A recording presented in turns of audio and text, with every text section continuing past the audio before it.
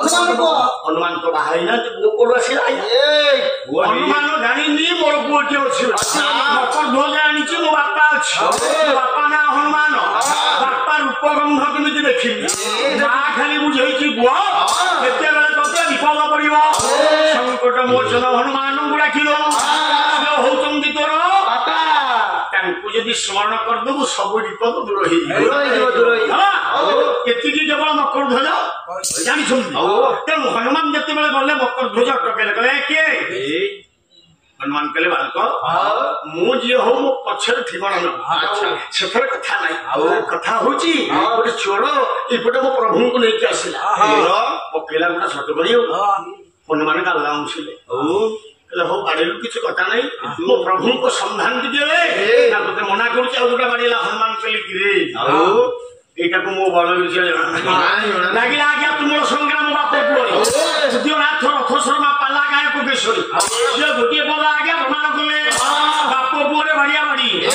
हाथ माड़ी बसला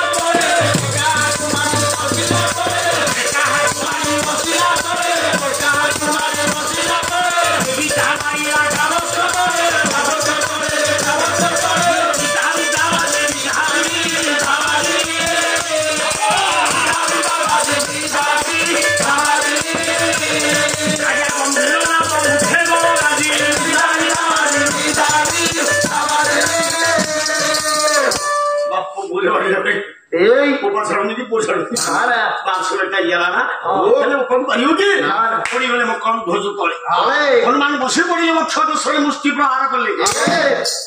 जीवन छाड़ी माँ कथा मन पड़गला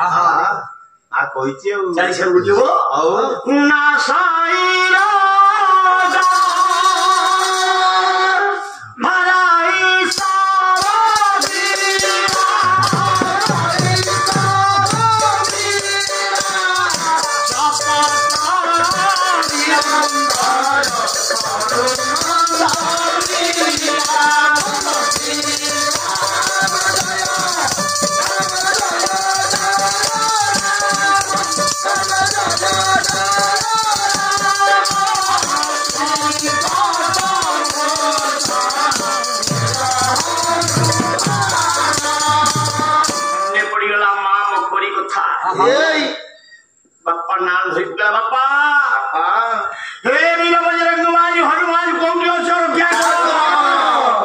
हनुमान कहले कि एते को मारू मते राखु दे हे काहा गुला कुछ बापा को बापा के हनुमान समित बोला कहले केमिति रे तस करी कहला इत्यादि कथा बहुत जा हो बाप पुओर परिचय दिया दिया ही होला गोड़ तले कहला बापा लो जोड़ाई गाड़ी बापा मिली जानी ना ना ना हो मो प्रभु को संतान दे काली रात्रि पाइले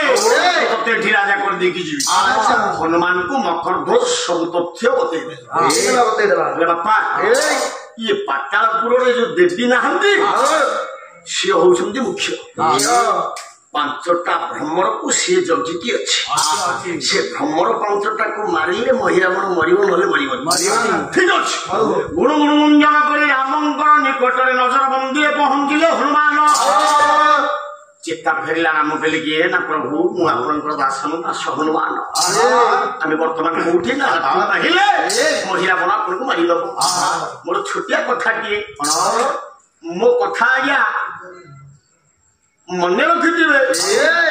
आपण को जिते बड़े महिला कौन सका नहीं स्नान शौच कर देवी पाखे मुंडिया मारे कह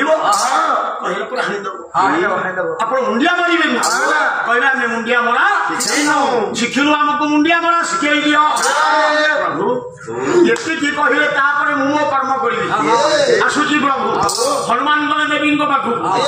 डायरेक्ट जाके देवी की बारे आउ कि कथा ना भण भण देवी की बारे से देवी किए देवी सेदिन आज्ञा मुक्ति पाइले गले स्वर्ग से स्वर्ग आसी महिला बचस्कर होते आशीर्वाद करुचे हनुमान तो कार्य सफल हो देवी आज्ञा पड़े गले हनुमान राति जाक से मूर्ति पछपटे खपड़ धरिकी बसे राति आज्ञा बहिला नाश कही निशा शेष होइला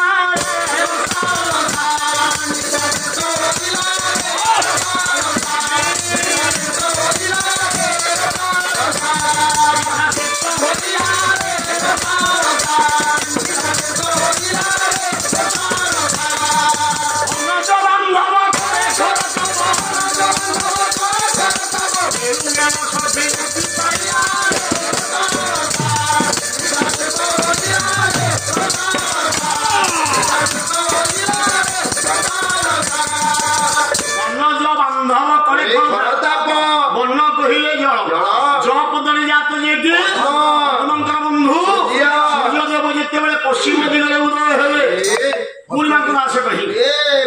দিকে উদয় ভানু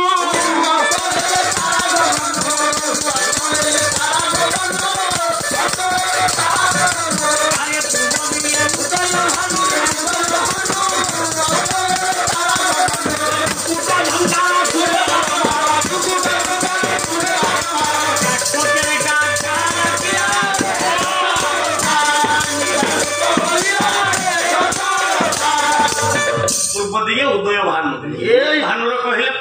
অনেক অর্থ গোটি অর্থ হল ভানু কহিলে সূর্য পূর্ব দিগরে সূর্য দেবতা যেতবে উদয় হেলে পৃথিবীকে আরতি কিরণ আজ্ঞা বিছাইলে পূর্ব দিকে উদয় ভানু অস্ত হেলে যেতবে সূর্যঙ্কর আরতি কিরণ পৃথিবী